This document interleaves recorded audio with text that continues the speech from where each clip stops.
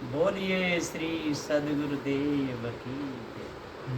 सदगुरु श्री कबीर साहिब की जय। बंदी छोर सदगुरु श्री कबीर साहब जी सत्य न्याय निर्णय का ही उपदेश दिए हैं। अब मैं रमेनी नंबर 7 का भेद बताता हूँ सदगुरु कबीर साहब जी के अनुसार। तहिया होते पवन नहीं पानी, तहिया सृष्टि कौन उत्पानी। चौपाई नंबर 1 गुरुमुख। सदगुरु श्री कबीर साहब जी कहते हैं कि हे भाई ज्ञानियों विद्वानों, ये बताओ आप लोग कहते हैं कि तैया होते पवन नहीं पानी। उस समय कुछ भी नहीं था, ना पवन ना पानी, कुछ भी नहीं। तो तैया सृष्टि कौन उत्पानी। फिर ये सृष्टि किसने उत्पन्न की, इस सृष्टि को कौन बनाया, बताओ, इसका जवाब दो। तो उन्होंने किसी ने जवाब नहीं दिया। जब जवाब नहीं दिया तो सदगुरु श्री कबीर साहब जी कहते हैं कि मैं ही जवाब दे देता हूँ कि तैया होते पवन नहीं पानी। ऐसा कभी नहीं हुआ कि पवन पानी न हो। अनादि काल से पृथ्वी जल वायु अग्नि ये सब अनादि काल है। चेतन जीव भी अनादि है। जिस जैसे कर्म करता है तैसी खाने को जाता है, अपने कर्मों का फल भोग रहा है। इसके ऊपर कोई इस ब्रह्म परमात्मा नहीं। और पवन, पवन कहिए प्राण वायु, और पानी कहिए रज और वीर। तो यह सृष्टि कौन उत्पानी, इन्हीं के द्वारा ये सृष्टि उत्पन्न हुई, स्त्री पुरुष के द्वारा, है ना जी। बेटी बेटा पैदा हुआ और यहीं पर कर्म बिगड़े तब पशु खाने कोई जीव गया, पक्षी खाने गया, उसमें नहीं खाने गया। यहीं से यात्रा होती है, निखानी होगी। इसलिए सावधान रहना चाहिए मनुष्य जन्म में। मनुष्य जन्म में चोरी हिंसा विचार ईर्ष्या क्रोध मान छल गालिंदा झूठ इनको त्यागना चाहिए। इस ब्रह्म परमात्मा से कोई लेना देना नहीं, ना उससे कोई अपना नाता है, न कभी किसी उससे मेल हुआ है, न उसका कोई रंग रूप है, न किसी को मिला। ये वैसे ही मिथ्या समय बर्बाद लोग करते रहते हैं। सदगुरुदेव जी आगे कहते हैं कि तैया होते कली नहीं फूला, तैया होते गर्भ नहीं मूला। चौपाई नंबर 2। अब यहाँ पर मायावी उर्वा लोग कहते हैं कबीर साहब जी से, अरे कबीर साहब जी तैया होते कली नहीं फूला, उस समय न कली न फूल कुछ भी नहीं था। तैया होते गर्भ नहीं मूला, उस समय न गर्भ था न मूल था, है ना। न गर्भ धारण करने वाली स्त्री थी, न जिसके द्वारा गर्भ धारण होता है पुरुष भी नहीं था, और जो गर्भ में जा करके और वासा करता है वो जीव भी नहीं था, कुछ भी नहीं था। सबसे पहले एक ब्रह्म ही था। ऐसा ये मायावी गुरुबा लोग कहते हैं। और आगे कहते हैं तैया होते विद्या नहीं वेदा, तैया होते शब्द नहीं स्वाला। चौपाई नंबर 3 माया मुक्त। अब यहाँ पे कहते हैं और सुनो कबीर साहब जी, तैया होते विद्या नहीं वेदा, उस समय न विद्या न वेद। जो पढ़ने वाला भी नहीं था, लिखने वाला भी नहीं था, तो विद्या कहाँ से आएगी और वेद कहाँ से आएंगे। उस समय कुछ नहीं था। तैया होते शब्द नहीं स्वादा, उस समय शब्द भी नहीं और स्वादा भी नहीं, स्वाद लेने वाला, इसमें मौज लेने वाला, है ना, भोजन बनाने वाला, भोजन पाने वाला कोई था ही नहीं, है ना। उस समय एक ब्रह्म ही था और कुछ भी नहीं था। आगे कहते हैं तैया होते पिंड नहीं वासु, नहीं धर धर न पवन आकाशु। चौपाई नंबर 4 माया मुख। यहाँ पर फिर कहते हैं कबीर साहब जी से, हे कबीर साहब जी सुन लो, तैया होते पिंड नहीं वासु, उस समय पिंड भी नहीं और पिंड में वास करने वाला ये जीव भी नहीं था।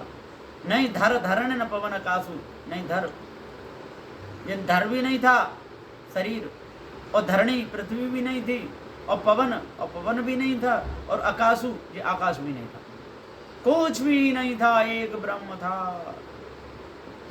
तैया होते गुरु नहीं चेला, गम अगम मन पंथ दुहेला। चौपाई नंबर 5 माया मुख। माया भी गुरु लोग कह रहे हैं कबीर साहब जी से कि कबीर साहब जी तैया होते गुरु नहीं चेला, उस समय गुरु भी नहीं और न चेला। उपदेश देने वाले भी नहीं थे, उपदेश दे और सुनने वाले भी नहीं थे। गम अगम, और गम में आने वाला भी नहीं और अगम में भी नहीं था। गम अगम, न पंथ दुहेला, न पंथ था और न कोई दुहेला था, न दूसरा मानने वाला था, कुछ भी नहीं था, एक ब्रह्म ही ब्रह्म था।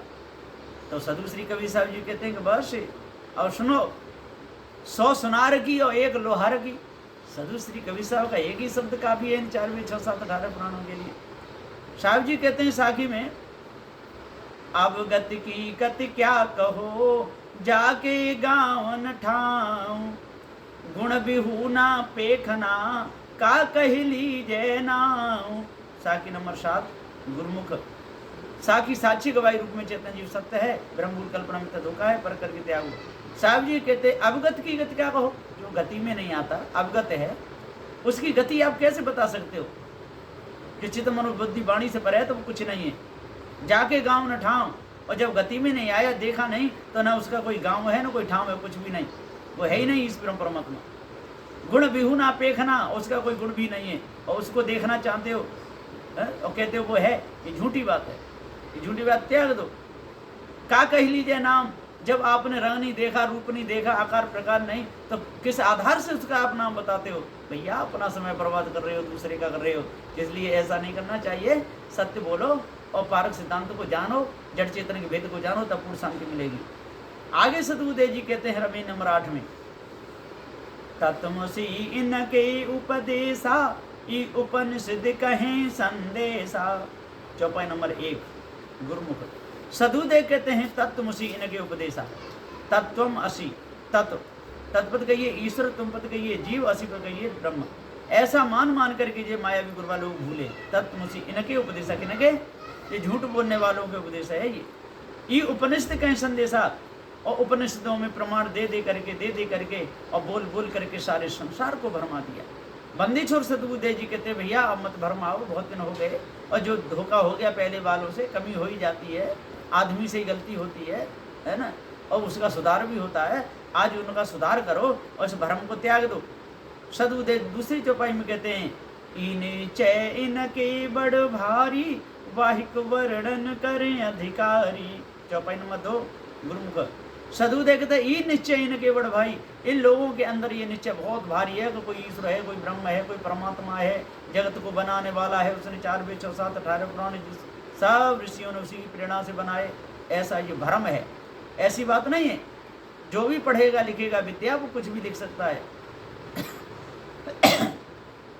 वाहिक वर्णन करें अधिकारी, और ये बड़े बड़े अधिकारी, बड़े बड़े ज्ञानी उसी का वर्णन करते रहे इस परमात्मा का। अधिकारी कौन हुए जी? ब्रह्मा विष्णु महेश, सनक सनन सनातन संत कुमार, सप्त ऋषि, 88,000 ऋषि मुनि तपधारी, नीम सारण्य में बैठ के सूत जी ने और सोनक जी को ये कथा सुनाई। वहाँ पर और भी ऋषि मुनि तपधारी सब बैठते थे, यही कथा सुनाई। वाहिक वर्णन करें अधिकारी, वाहिक परमात्मा का वर्णन कर करके धोखे में चले गए।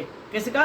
जो निर्गुण निराकार है, अगमा पार है, चितमन बुद्धि वाणी से परे है, वो कभी किसी ने देखा नहीं, उसका भजन कर रहे हैं। देखो इनकी कहानी तो देखो, इनकी पहुँच कैसी है?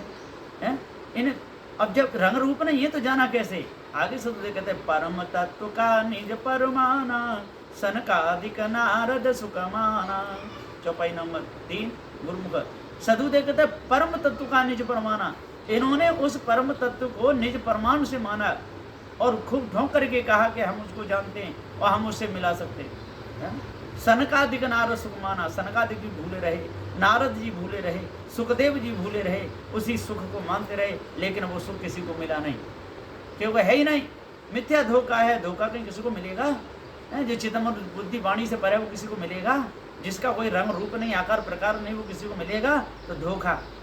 याज्ञवल्क्य ओ जनक समादा, दत्तात्रेय वोई रस स्वादा। चौपाई नंबर 4 गुरुमुख। सदुदेव के याज्ञवल्क्य भी भूले रहे। याज्ञवल्क्य का जनक का खूब संवाद हुआ, याज्ञवल्क्य जनक के गुरु भी थे, और अंत में दोनों रानियों को छोड़ करके और ये जंगल को भी निकले, कात्यायनी और मैत्रेयी को छोड़ करके याज्ञवल्क्य जी। और जनक महाराज भी गद्दी पे बैठे रहे और विवाह शादी भी करे, बच्चे पैदा भी किए और शादी भी कर दिए। उस समय रोए भी थे और कहते जनक विदेह थे। कितनी बड़ी गप्प है। तो याज्ञवल्क्य और जनक समादा, दत्तात्रेय वो रसवादा, और दत्तात्रेय भी 10 दिशाओं को वस्त्र मान करके भूले रहे। दत्तात्रेय की माता का नाम क्या था मालूम है? अनुसुईया, और पिता का नाम अत्रि मुनि। उनके ये बेटा थे, वो ही भूले रहे, नंग धड़ंग रहते थे और 10 दिशाओं को वस्त्र मानते थे। दत्तात्रेय वही रसवादा, उसी रसवादा में पार ब्रह्म परमात्मा ईश्वर परमात्मा मान करके जैसा ब्रह्म के ब्रह्म में भूले रहे। किसी को भी पार ज्ञान नहीं हुआ, धोखे में चले गए। सदुदेव जी आगे कहते हैं तो वही बात राम वशिष्ठ में लिगाई, वही बात कृष्ण उद्धव समझाई। चौपाई नंबर 5 गुरुमुख। सदुदेव कहते वही बात राम वशिष्ठ में लिगाई, वही बात में राम भूले, ये भ्रम भूल कल्पना में, इस परमात्मा कल्पना में, उसी बात में राम वशिष्ठ भूले, उसी में भूले रहे, मिल गाई, दोनों ने वही बात गाई कि कोई ब्रह्म है, पार ब्रह्म परमेश्वर, और राम को भरमा दिया था वशिष्ठ ने। वही बात कृष्ण उद्धव समझाई, और वही बात कृष्ण ने उद्धव को समझाई कि आपका कल्याण हो जाएगा। हे उद्धव जी, आप तो कहाँ चले जाओ, बद्रिकानाथ तब चले जाओ, वहीं तपस्या करके अपने शरीर पूरा करो, आपको पार ब्रह्म परमात्मा प्राप्ति हो जाएगी, आप चिंता मत करो। वही झूठी बात समझाई, इनको किसी को निज पार का ज्ञान नहीं हुआ। वही बात जो जनक दृढ़ाई, देह धरे विदेह कहाई। चौपाई नंबर 6 गुरुमुख।